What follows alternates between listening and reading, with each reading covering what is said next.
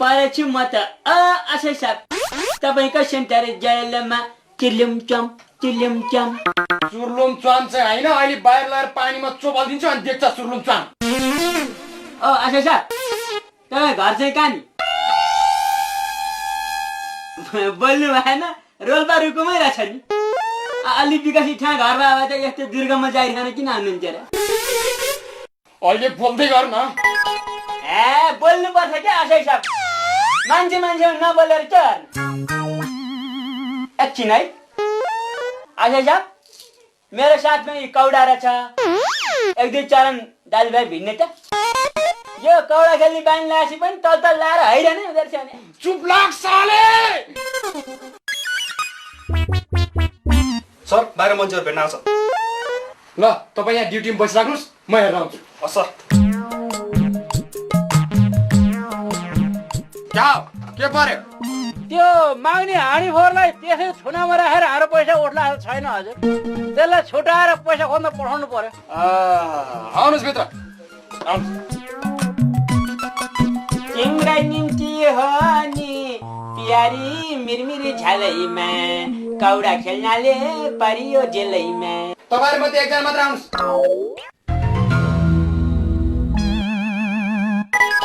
माग्ने बुढा अर्काको पैसा नतिरेर खरमा पर्यो, अब के गर्छौ त? म त अब जे पनि गरौँला नि, बरु तिमीहरूको पो पैसा टिपेछ, तिमीहरू चाहिँ के गर्छौ नि? बुढो गोरुको छाडा भन्दा नि चाम्रो रहेछ यो बुढो त। ओइ बाहिर आइज। ल आइज।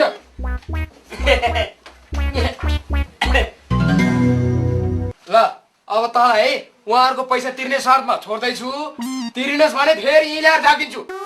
ल यहाँ ल्याच लगा यो दायाँ अनि अर्को बायाँ।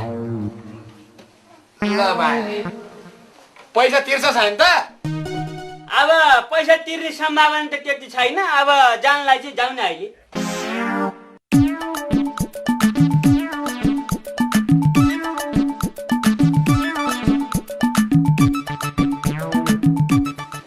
आशा साहब किन? अहिले दिनभरि पैसा खोज्ने गए पनि बिहान बेलुका भात खान चाहिँ यहाँ आउनु मिल्दैन? साजी ओहो, यस्तो गनाउने दौरा सुरुवाल माग्ने बुढोले दाउमा राखेर के गर्ने? नलाउ भने जित्तिहाल्यो। अब फोइन लगा, कति नै एकचोटि जितिया छ फुर्ती लाउनु थाल्छ। अब मेरो दाउ परोस् न, तिमीहरूको कागजका लुगा कसरी खोल्दो रहेछ मलाई थाहा हुन्छ। मेरो बिहेको स्टकआउट हान्ने हो त? हान्ने पैसा खोज्छु भनेर घर कौडा हान्नेलाई नहानेर कसलाई हान्ने? गाउँको गन्ने मान्ने मान्छेलाई हान्ने सान्ने गोद्ने भनेर होच्याउने काम नगर है। म त फेरि लात्ताल दिएर बारीको बाटोमा पुर्याइन्छ नि। राम्रो मुखले भन्दा अझ मुखमुखै लाग्छ तँलाई मर्या स्याल। यो राइफलेको चाहिँ मुखाली चर्को रहेछ है। पुलिसले भोलिसम्मको म्याद मलाई दिइसकेपछि तिमीहरू के खान आएको? तिमीहरू गइहाल तिमीहरू।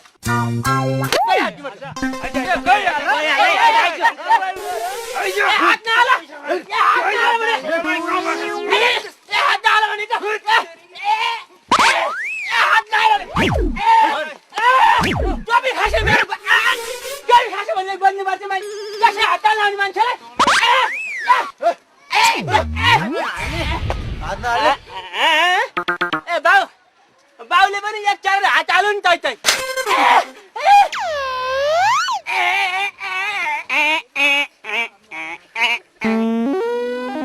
होइन बाउलाई सिक्या होइन, अब यत्रो कुटाइ खाइसकेको थियो, तिमीहरूको पैसा तिर्नु पर्दैन भनेर खुसीले नाच्या नि। चुप चुप होइन क्या, यता आउनुहोस् यता आउनुहोस्। देख्यो होइन गति? यी 2000 3000 4000 तिर्नुपर्ने साहुहरूले कसरी पाक्का र पुक्का हाने? यसरी पाक्का र पुक्का गर्दा गर्दै भरे मेरो ज्यान तलमाथि पर्यो भने डुब्छ को? तिम्रो 53,000 कसले तिर्छ? तिम्रो बाउले तिर्छ? दिमागमा केही घुसेन? हो, सबभन्दा राम्रो उपाय यी भारे बुढीहरू सबैका पैसा तिमी तिर्देऊ, म डक्कै तिमीलाई गनिदिन्छु। ल पहिलो पटक साह्रै मनासी कुरा गरे यो माग्ने बुढोले राइफल पड्काएर। ल तिम्रो कति? 2000। ल